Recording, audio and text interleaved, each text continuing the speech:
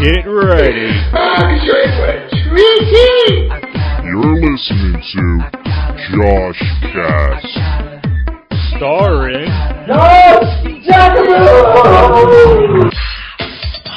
The next meeting coming to the stage is Joshua. Joshua, right? Josh. Josh, from the regular. Ladies, you might be raping, punch spewing, and just heard of your most sensitive lover. Whoever. Yes. He is classy, he is funny. I warned you guys. He was classy.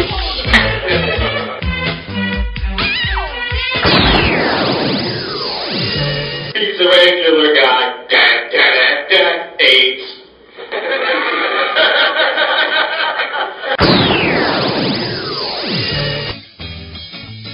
So I wanted to talk about jobs for a second. All the job stories I'm going to tell you are real. They may not be interesting or funny. There's only one bit that I do in my comedy act about a job I had, and I'm not going to tell that in the podcast. Just to let you know, because some of these sound like jokes the way I tell them, but they're not. First job I ever had was 3 or 4 months after high school. I looked at a newspaper, and I learned a lesson: don't look for jobs in the newspaper because it's just all old shit nobody wants or outdated. So it was direct telemarketing.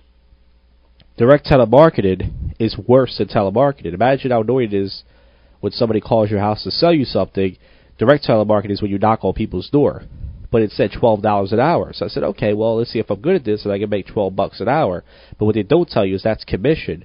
And I was this dumb kid out of high school. I didn't really know commission meant you only get paid if you sell. So basically, it's really a ghetto job. They travel in a team, like about 8 or 9 people in this van. And I remember I only worked there for a week and I quit. And I remember one of the times, there was a few times I had to ride like in the middle of the van, all scrunched up, like an hour, half an hour ride to get to Jersey, whatever. And they would just drop you off at the ghetto in like Camden or somewhere. You could get killed, and you would have to knock on somebody's door. And every time I, knocked on somebody's door, they would say, people ask me if you're a cop, or you selling, obviously I was selling something, they're like, are you selling drugs, or it was always some weird shit, because it was like mostly all black neighborhoods. And the reason why I quit was because, one, I didn't want to get killed. 2, I found out that, you don't get paid by the hour. It said $12 an hour, but that means they expect you to sell a subscription every $12 an hour. Every hour, for your $12. And I quit. And basically, I remember one of the times, I realized the guy who was the boss of the group, he was like, one of the guys, he was a jerk-off, because he would basically pick the best neighborhoods for himself. You know what I mean? Like, he knew the places that didn't have a lot of, the neighborhoods that didn't have a lot of, like, phone lines, and he would basically pick them for himself and give us the ones that nobody needed. So I would knock on people's door for hours, for like 6 hours I would do this, and people would just say, I remember with one lady just closed the door in my face. I said, hi, I'm with the local telephone company. Boom, closed the door in my face. People told me to fuck off. Really, really great job. The second job I had, I pretty much worked at Subway restaurant. And the thing I realized about that was, if I'm going to work in a fast food place, like hypothetically, let's say I have to, I'd rather work in like a Subway or a Quiznos, because there's not that many customers. You have a lot of downtime. You mostly just do prep work, which isn't that bad. I worked there for a month 4 years ago, and pretty much I just washed dishes most of the time.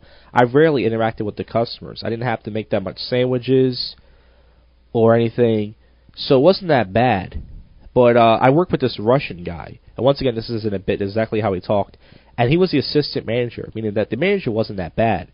He was the assistant manager, and this guy, I wanted to fucking punch him, you know what I mean? He wasn't the worst boss I had. The next job I'll tell you about was the worst boss I had. But this guy, he would basically just breathe down my neck. Like, as I'm like, checking the temperature of the food, he'd go, I need you to, after you're done, I need you to basically take out the trash, and then I need you to come back over here to help me make some bread. And he would go, oh, you work too slow. You basically, you milking time. Oh, you think it's fun to work. And he wasn't even the boss. And one time, I remember I actually said to him, I knew I was going to quit. Because, and the thing is, I would have worked there for a few months. The job itself wasn't bad. It was him. And I remember one time I actually said to him, back the fuck away from me. And he went, what? I said, back the fuck away from me. You're breathing down my neck. You don't understand how hard it is to work with somebody. You're not my dad. Get out of my face. And he goes, oh, you got the poor attitude. You can't. I said, well, listen, it's bad enough I got to work a fucking fast food job, and now I got you get out of my face. And one of the funniest things about it was, and I loved customers for this, he had an awful Russian accent, like I said. So basically, when he asked the customers, do you want the sandwich toasted? He would go, would you like toasted? And they'd be like, what? They go, toasted. You like toasted? And they would look at me and go, I don't know what you're saying. I'm sorry. They go, and they would point at the toaster machine and go, toasted, toasted. And they go, oh. And God bless this, I think it was a Spanish lady came in one day, and he said, you like toasted? And after repeating himself like 3 or 4 times, she went, what the fuck are you talking about, motherfucker? I don't know. And I just started laughing out loud. And he got mad at me afterwards. He goes, listen, you embarrass me. You don't laugh at me in front of customers. I was like, what? You can't. I was like, come on, man, that's funny. So I worked there for a month, and pretty much I quit. It wasn't, the hours weren't that bad. I worked mostly mornings. It wasn't the schedule. It wasn't the fact that I worked in a fast food place, even though it sucked. It sucked making the tuna fish because I had to finger mayonnaise into a bottle, which was really degrading and wrong. But it wasn't that bad of a job. It's just the assistant manager. I said, I'm probably going to get fired from this job. So I quit. This job I'm going to tell you about next was one of those bittersweet jobs. I worked at CVS 2 weeks later after I quit at Subway in 2006 for three and a half months, and I got fired. Now, this was the worst boss I ever had. Now, the job, I was overpaid. I'm sorry. I wish. I was underpaid and overworked. So I did photo. I did a cashier. I did stock. I answered phones. I did everything I had to do. And they paid me $5.75 an hour. And I didn't get a raise till about 2 weeks before I got fired. And basically, this bitch was the biggest cunt you could work for. She would just, like, I would ask her, hey, I need some ones, right? And then she would take 10 minutes. And then the customer would have to wait for his ones. I'm like, oh, sorry, I had the ones. And she'd go, you got to ask for them earlier. You don't ask me the last minute. I said, no, I asked you 10 minutes ago. She would always argue. I was always wrong. And I never forget this one day. What happened was, the reason why I got fired was because my drawer was short a couple times. Now, basically, I didn't know this. I came in one shift, and I had to take a shit. I got there at 6. I had to be at 8 a.m. I got there at 7:50, right? Nobody answered the door, so I'm knocking on the door.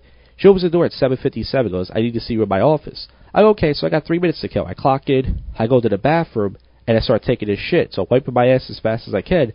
She gets on the loudspeaker. Josh, to the front, please. Josh, to the front. It slams the phone, like, boom.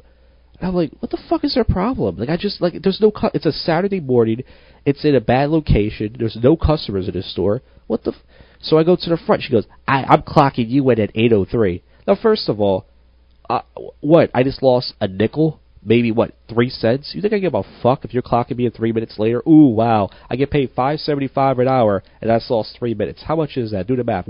15 cents? Okay. You really hurt my pockets here. So she calls me into her office, and she goes, your drawer's been short lately. I said, how? I take my time. She goes, I'm putting you on suspension. And if you don't know what suspension is, basically, you sign this release thing, and if your drawer is short the next 20 shifts, you get fired. So anyway, that happened within a month of me working there, and she was a cunt. I hated working with her. And there was this fat lesbian cunt that worked there. And when I call her fat lesbian cunt, she had a mustache. She was disgusted. She would take all these vacations, and it was a new store. So I don't know how she got vacation time, but she would take vacations, and I had to work her shitty. So I had to work Friday night, Saturday morning, and Sunday morning. I was miserable. And I had to work with this bitch, the manager. She would always fucking yell at me every minute, no matter what. Hey, you're working too slow. Blah, blah, blah, blah.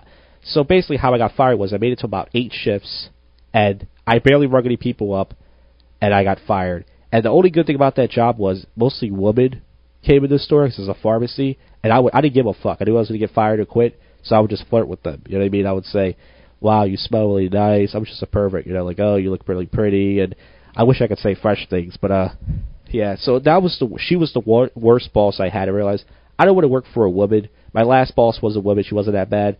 But this bitch smoked like 3 packs of cigarettes a day. So she's probably dead from cancer anyways. That was CVS. I'm not going to tell you every job I had. I worked at Sears for 2.5 months. That job wasn't bad. Best job I had. Second best job I had. Best job I had because I didn't have to work with the customers. I worked in the back, and I put up sales signs, and the guy who was the boss was never in. I never had to work with him because it was like a huge staff, like 30, 40 people. That was a kick-ass job. Then I was unemployed for about 2 years, and last year I got this popcorn job. And I do a bit about that in my act. I'm not going to go with that, but they fired me for sniffing popcorn. That happened because we had like 10 different flavors of popcorn, and what happened was when I had some time to myself, someone kept asking me, "Is this spicy? Is this barbecue? Is this cheese?" I put it up to my nose and sniffed it. Didn't touch my nose. These 2 women go to the store and go, "He sniffed the popcorn," and they fired me. Best job I had. I paid $8 an hour. There was no customers hardly in the store. I got paid $8 an hour just to eat popcorn and just joke around with the boss. And the boss was pretty cool. And then 2 months later, I got a job at Toys R Us. And I worked with all women, and none of them were attractive. All the bosses there were women. Well, 2 of them were. And that job wasn't that bad. So anyway, that's pretty much my job history. I'm probably going to try to interview some comedians when I go to the next open mic and ask them about horrible jobs. If you listen to this podcast and there's no interviews on here from comedians about jobs, that means I just didn't ask them.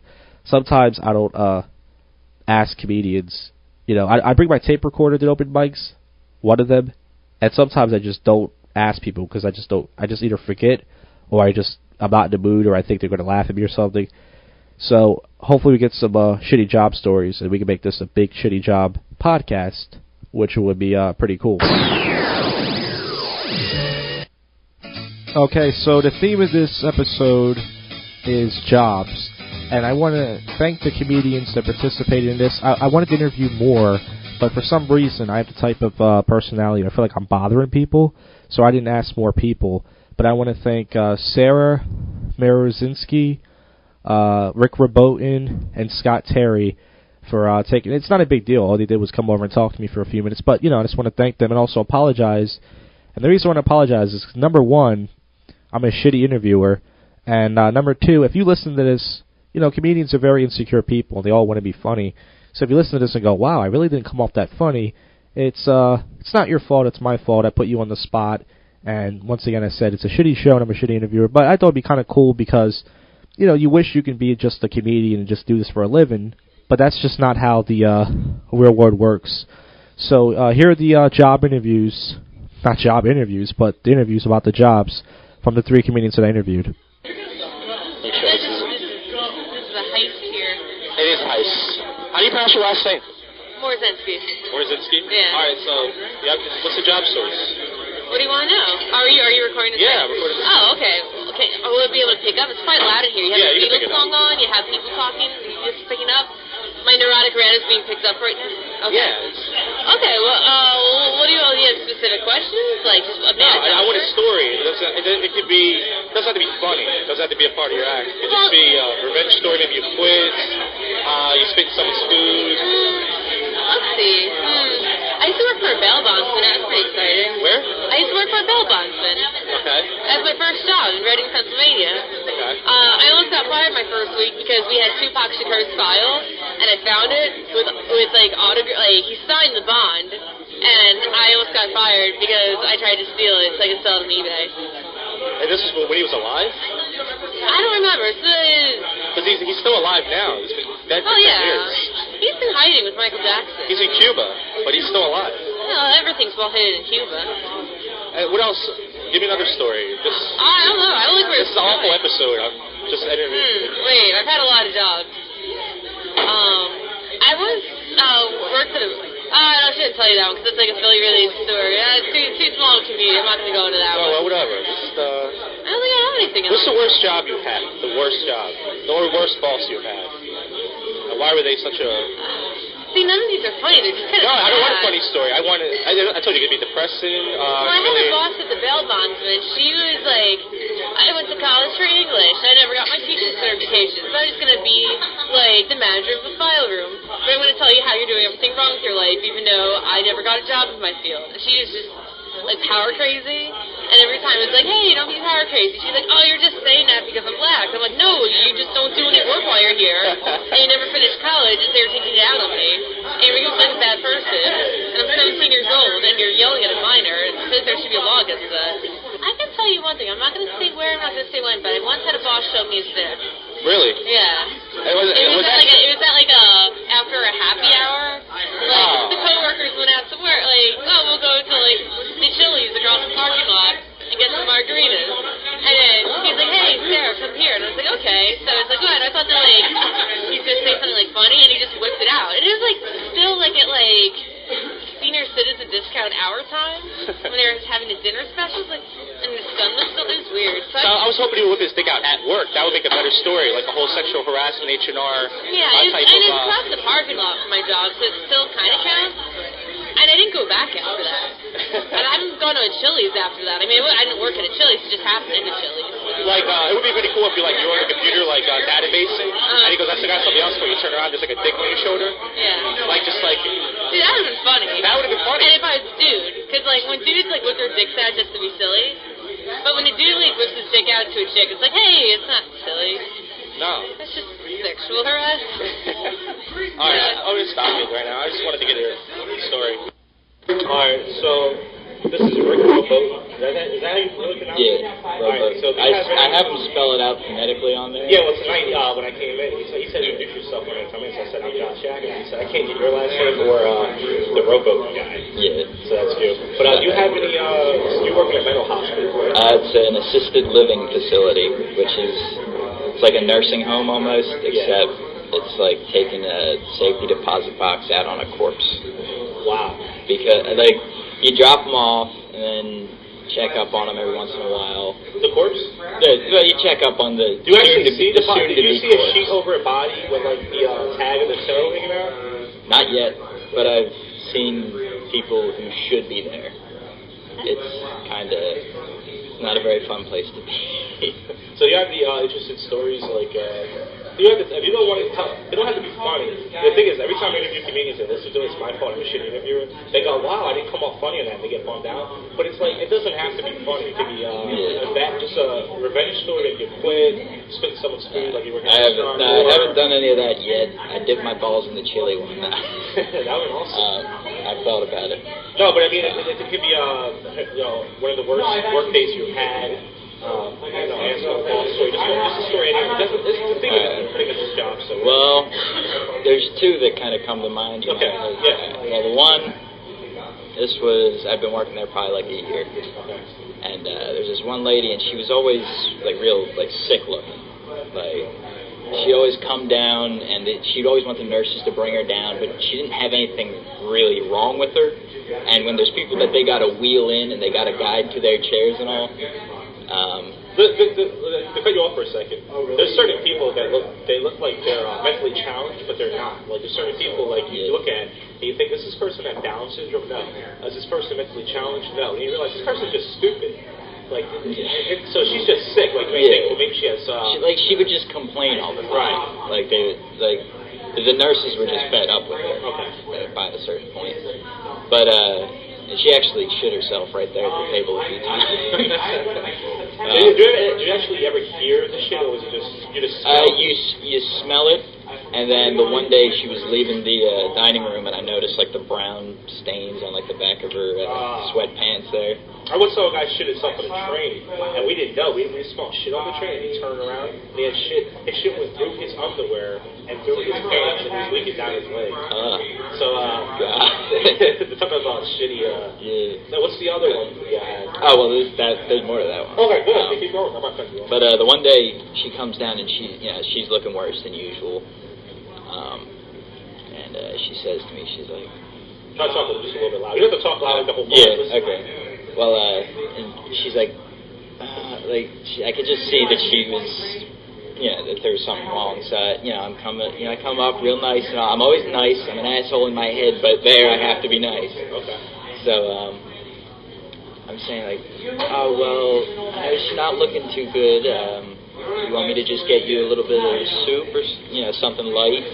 Because she would always complain that there was the meals were too big or whatever. So I figured just a little something small, she'll be okay. And she just looks at me and she says like, honey, I'm gonna die soon. Like no bullshit. She said like and I almost laughed at her right there. Like, I mean, like she's right in a way because she's in the fucking nursing home. But and she did actually die like a month later. What'd she die? I have no idea. Okay. But like she said that, like as soon as she said that, like there was like the part of me that wanted to just burst because it was just so absurd hearing that actually come out of someone's mouth. Yeah. And then be dead serious about it. So would it matter what she ate that she was going to die? Is that what she was trying to say about the soup? I think that's kind of what she was implying. But it didn't feel so bad because for a while I felt really bad for her. But towards the end, the person upstairs just checked out and she was just going through the paces. And I remember at one point she was talking about her husband. If she had a husband, he was dead long before I ever saw her. So but no, it's fine. It doesn't have to be funny. Yeah. Is that the only job you ever had? Because you're a young guy. Yeah, actually it is. Okay. I'm working there 2 years now. Have you had one more? What's that? You had one more? Is that? Yeah, the other one. It's another kind of depressing one. Good. It's there's this one lady who she's deaf. She's huge, like hugely overweight. She had like dementia or something that like she had no idea what was going on around her at all. And her son would come to visit her, and he's probably he figures she's 80s, 90s, so he's in like his 40s. So he's a grown man and he's coming to visit his mom and all. But it's just, I remember one day he came to visit her, and it was during breakfast and all, and he was trying to talk to her, and she says to him like, who are you? And he's like, I'm your son. I love you. And she looks at him and just says, I don't know what you're saying. And it was like just as soon as I like saw that, like I just had to go back in the kitchen and text my mom and tell her I loved her, just to think of like having to face something like that somewhere down the line, like where I have a horrible relationship with my mother. I never tell her I love her. And the thing is, it's like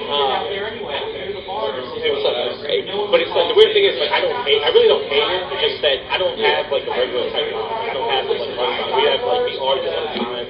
We actually curse at each other. You're a cunt, you're a bitch.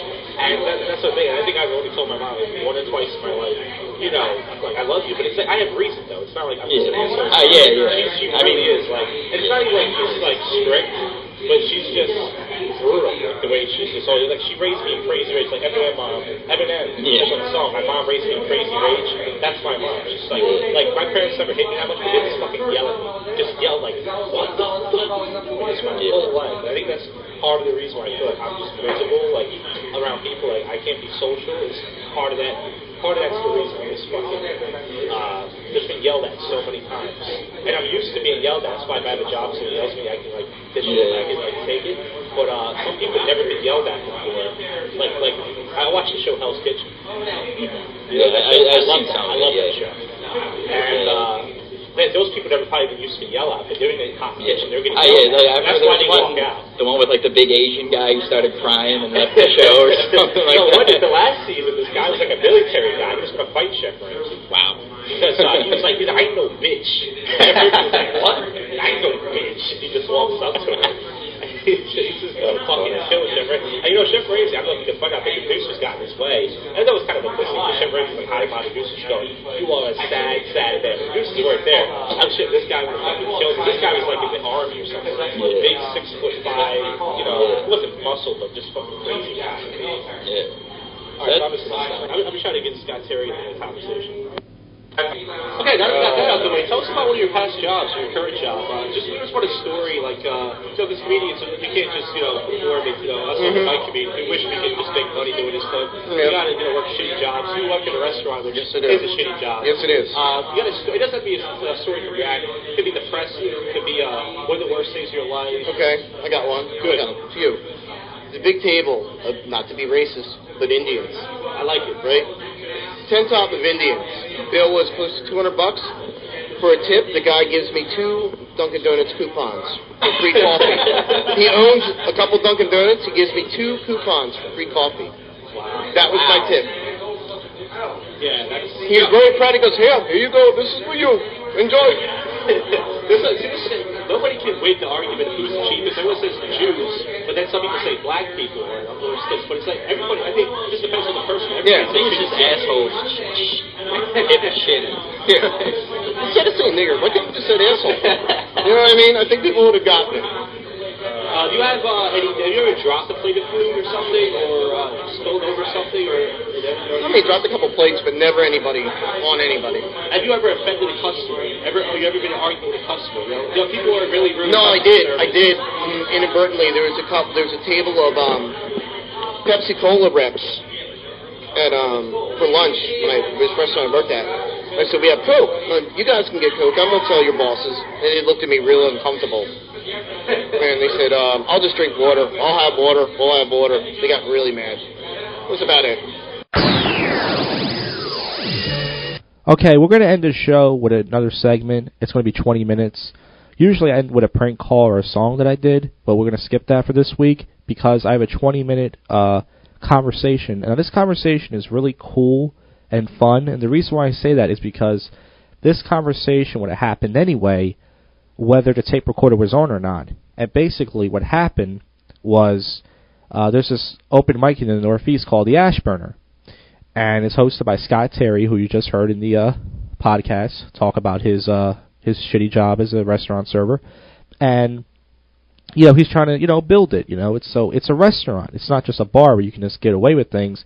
So he kind of told everybody, try to keep it clean, And another comedian who you just heard in the podcast, Rick Rabotin, who talked about his nursing job or whatever, mental hospital, whatever it was, he basically, his closing bit involves the N-word.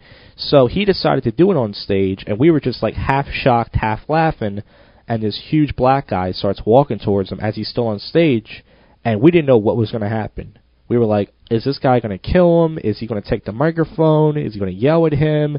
But the guy ended up leaving, and we were just like laughing and shocked. So this conversation is between me and Rick Rabotin, and then I get Scott Terry in the conversation, and it's just a really fun conversation. Also making an appearance in the conversation is Chris Penta and Jason Hazelwood, who are also comedians. And I just want to let you guys know, before you hear this conversation, that you can't hear me that well. I recorded this on a tape recorder, and I'm using this microphone. And basically, whenever I talked, I didn't turn the microphone to myself, so I sound like I'm coming from the background, and I talk so fast. And that's one of the things I'm trying to get better at when I'm on stage. But I talk like a teenage girl on fucking Ritalin. I apologize if you're listening to this, but when you hear me talk, I'm just all speed up and shit. But it's a really cool conversation. So here it is. The Ashburner, N-Bomb, Dumais conversation between me, Scott Terry, Rick Rabotin, and a little cameo from Chris Penta and Jason Hazelwood. Hope you enjoy this. Thank you. All right, I'm going to continue the interview. The Ashburn open mic, we did that. You went on before me, and there was only one woman in the audience. You chased her away. Thanks a lot. Yeah. But there was three. There was three. They went up, first it was two go out and smoke a cigarette, and then the one left. But they were cunts. You kind of they were cunts. But you kind of hesitated. I noticed you weren't going to actually say the nigger word, right? You actually weren't going to do it. You said, right? Then you said fuck it. And then see, I knew when I did the setup. My dad's kind of racist. Yeah. And I knew he heard it, but I figured if I stopped and was like fuck that joke and just tried to change pace or whatever, then he'd be all, oh well, let's hear the joke, Mr. Comedian. Don't stop now. So, he looked like the kind of guy who would do that. So I figured I I'm either fucked or he's not going to hear anything. And Did you get anyone nervous when that big black guy started walking towards you? Because it was kind of funny. oh my when you were in God. Like, space. all I saw was death. Like, literally, it was death walking straight towards me. Like, 350 pounds of kill whitey coming straight at me. But it was just funny how he was walking towards you because you were still on stage. You're like, all right, everybody, I'm going to bring up the host tonight. Just walking slow, and he's staring at you all the time. And then I started laughing, and then he looked right at me. I think he did a sarcastic laugh. He went, hey, and he's a fucking weirdo. And I was like, oh my God. I think, like, when I saw him come out, all I thought was like, all right, if he gets close, I'm going to kick him in the nuts, and that's all I've got. Like, against that, I'll kick him in the balls and fucking book. I thought it was funny, like, how the girl walked out, because at first, I thought she was leaving anyway, like, because you said that was your closing joke. But then the look on her face, it said to me, like, I'm offended. You know what I mean? It wasn't like, and that's what I thought. What was I remember them leaving, like, what was the joke I was doing when they left? Do you remember? It was the setup for the race. I don't think the two were offended. I think they really went out to smoke a cigarette. And because the third one was still there, she was, like, texting. And as soon as you said it, she left. And then she looked bad afterwards, like, as soon as you said that. That's why I thought to myself, well, maybe she has I said to Scott Terry while he was on the stage, I said, maybe she has a black boyfriend. Yeah. See, like, I don't... Maybe it is a racist joke, but I don't view it as it's a joke about racism. Yeah. Like, it's my dad calling me. But the thing is, like, same thing. I do a rape joke. People don't listen to the context of it. When I say rape in my act, I usually ask the context is like creepy, you know. But when they hear rape, they hear rape. You know, it's like, oh, he's promoted rape. He thinks rape is cool. You know, and that's what they think. Like, and it's the same thing. Like, so many comedians are like, the way that pisses me off is the comedians think like that too. Something like when I used to go down to the Raven Lounge in Center City, I would do like one black joke. I wouldn't even be that vicious, just a black joke. And then after I'm done, like, whoa, Josh Jackson was racist. He's going to open up for Kramer from Seinfeld. And I'm like, what? Like, it's a fucking black joke. Like, black comedians can say whatever they want. It's like, oh, they can say that. You try to take a risk, and you're not even trying to be racist. You think, okay, whatever's funny, you write down. Yeah, I just thought it was funny. Like, it actually happened. Like, there was actually a black guy right there when my dad said it. My neighbor from across the street was there. He's black, and he just started cracking up as soon as my dad said it. You know who Jim McCauley is? I've heard the name. He's been there before. The big guy. He's like 6'8". But I said to myself, that's the black Jim McCauley. That black guy. Have you ever seen Jim McCauley? Just think that's what Jim McCauley would be like if he was black. Yeah. And you said, so you're not going to go there? You said you're not going to go because that guy's I kind of want to talk to Scott. Like, I was worried. I didn't even think about it until I was on the way home. But after talking about how, like, the last week they wanted him to go on later because somebody said the thing about eating pussy with the tampon filling or something like that. That was a little bit more of a step in the wrong direction. So, I don't know if I'm allowed back. I'm pretty sure he would. I mean, I can't say he wouldn't ban anybody, but I don't think it was. His reaction was priceless. He actually turned around and went, "Oh my God!"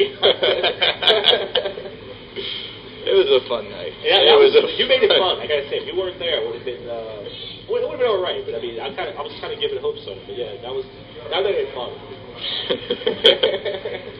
And the after part was fun too. Just the black guy walking around.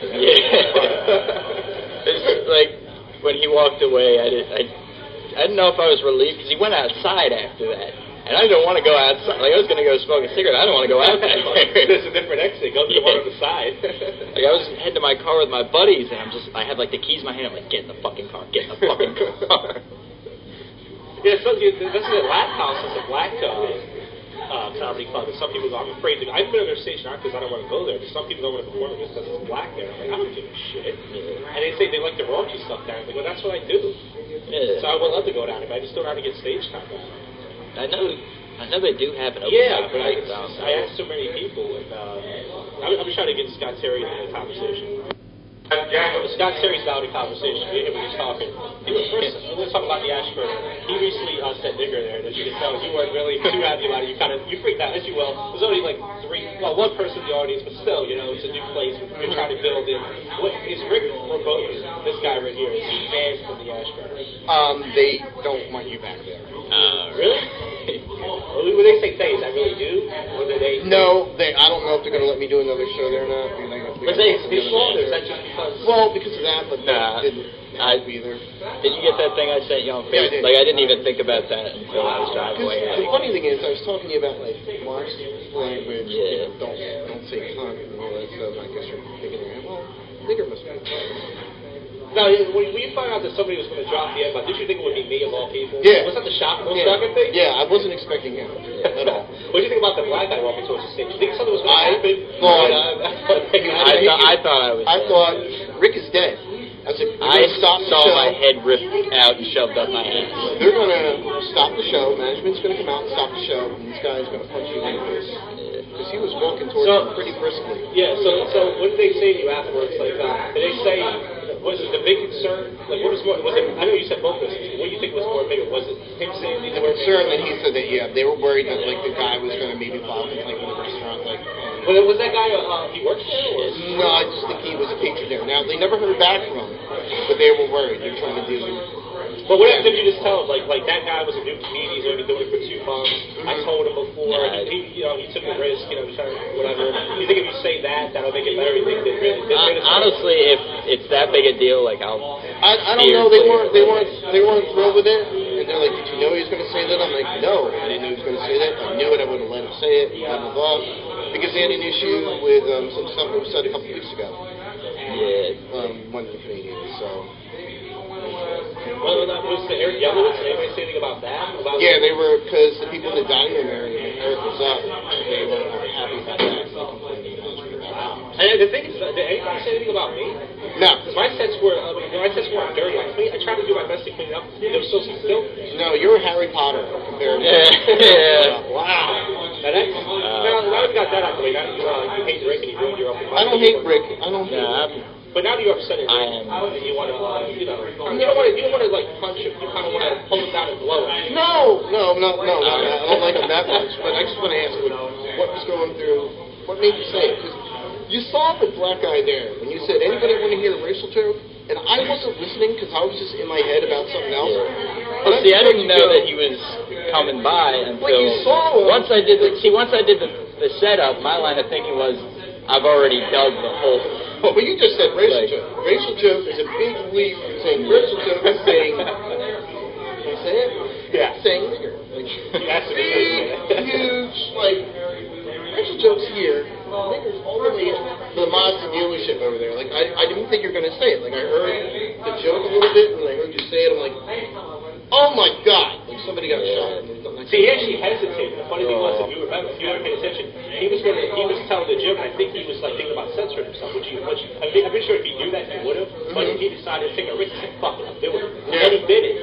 So he listened to the little devil on the shoulder. Yeah. But the worst thing you can do is you're gonna jump off the jumping board, die. You just gotta deal with your camera, and then you fall off the board all like weird and awkward, and that's probably exactly what happened. Yeah. That guy that was walking towards him, like he's gonna punch him. He was 350 pounds of kill And that's weight. what I was telling people. He was like 6'4", 6'5", 350 pounds, no exaggeration. You know what I call it? I call that guy the Black Chip McCoy. Yeah, exactly. Or Michael Clark Duncan from the Green Mile. Yeah. But he was really respectful. Like white shirt, khakis, nobody ghetto, and.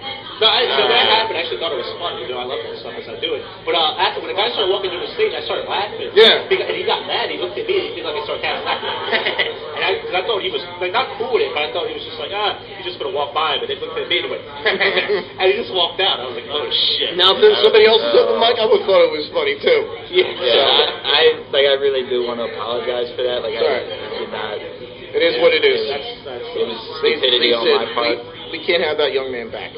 Okay. Yeah, that's fine with me. Like, I don't want to fuck your thing up any more than I already did. Well, it's already half aborted baby anyway right now to begin with, so. Okay. I mean, the whole thing with the show is just Josh, but that Ashman was better than any. Yeah. That's better than any interview we could do. I mean, it's real. It's what happened. You know, I think it's interesting. I have no clue that they said that. And I'm not laughing about it. I just think it's shitty. After the show, after everybody left, he talked to me, and I said, well, he told me, the guy that was there, he's like, you better call Karen tomorrow, smooth it up, see what she wants to do. Now, they haven't heard anything back from the guy. They're just doing damage control. Just to keep it safe. I get it at this point. So. But you weren't scared. Like, when you saw... See, when the guy came up, when you were getting into the joke, I thought it was funny that he just popped his head in as he's getting ready. And then, what made you go for it? See, my line of thinking when I started the joke and he walked by was, did I say this already? I thought he was cool with it. No, I didn't think he was cool with it, but I thought if I stopped, then it would have been more of a, oh, well, let's hear the joke, Mr. Funny Man. You know, then it would have gotten into a fight, and then he probably would have ripped my head. Like, I don't know. Yeah, I'm amazed you're still here. I'm amazed. I really am. And I thought he was going to punch me, too, just because, I don't know. Well, the funniest part was he was still on stage. He was like, hey, I'm going to bring up your host. And the guy told him, he's trying to play it cool. He's laughing. He's trying to play it cool. He's embarrassed. He's happy, a little scared. What did you think, Chris?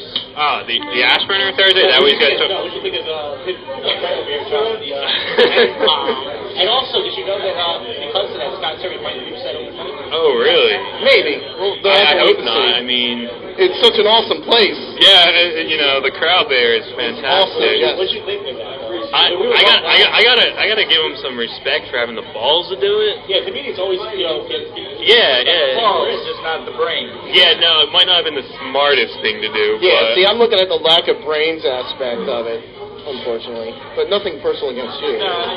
yeah, It's just funny, like, what was awesome is I had the conversation with him before the show, like, watch your language. Actually, it was the night before. Yeah, I thought as well. No, you have to be in him, and you're like, you're just trying to keep it. That's what you told us about the area. Yeah, but I wasn't trying to single you guys out, because I really think you're funny, and what I've seen of you, you're not bad. When you're getting there, you just started in September. So, you know, it is what it is. Jason Hazelwood. What did you think when he dropped? You were there the night he dropped it. I was there when he dropped the N-bomb. You weren't shocked. Listen. You know what? It's What do you think? Did you see the black guy walking? I saw the black guy walking towards him. The way that it was set up, everybody saw the black guy coming towards him, except for him. Like, basically, he was standing right outside of his eye shot. And generally, you know, you'd look left, you'd look right, and then you'd deliver your punch. Like, you just were, like, stone cold, blood-eyed, just, I'm doing this. Everybody in the audience for what it was like, oh my God, he's doing this. Like, is he going to do, oh God, here we go. He was playing right into the Twin Towers. Yeah. Well, you know the joke's bad when the white girl gets affected. Yeah. The white girl gets affected, nobody can hurt her. You know, there's no joke you can say about a white girl. That's bad. You know, she walked right out. And I called them whores because the single mother thing, and the single mother thing, I called them whores. She was cool with it. She was proud of mom was a whore. Yeah. Mom is a whore. Yeah, wait, what is it? And her friend called her a whore. She's like, she's going to be a whore. So they didn't care about being called whores, but they did care about the N-bomb. Yes, they did. And as I was walking to the bus stop, I think I saw those two girls. I think they tried to call me over. They probably had some chains. You know that guy? It was, they were the only real crowd. Like, it was a bunch of comedians and these three girls. Which so I talked that I was over there in the bar area, and I talked them over to come in. Hey, check out the comedy show. You're going to see some history tonight. 15 minutes, somebody's going to say... Yeah, it was pretty funny. Because, like I said, I've seen Rick a lot. I knew he was going for it. And, I was just shocked he didn't pull back at the last second. There's a guy standing right next to him.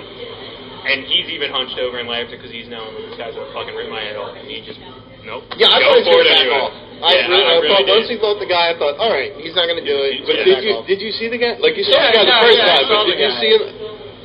There was more people going, so you still got the joke. There's like, let's say there's a good count of 15 people. You can still drop there. Does that mean you want to do it more? I don't know necessarily. I think you would. What made you want to do it? Was it just you wanted to shock? In hindsight, I realized, yes, it is a racist joke. Look at that. It's something that my dad said to me. Like, I didn't... in your house, with no other people around. With the black guy sitting right across from him. Which he knew, which is a friend of his. Yeah, but I don't know. Scott's trying to dad you now. Like, come on, listen. Just, look, I'm not funny enough to say the N-word.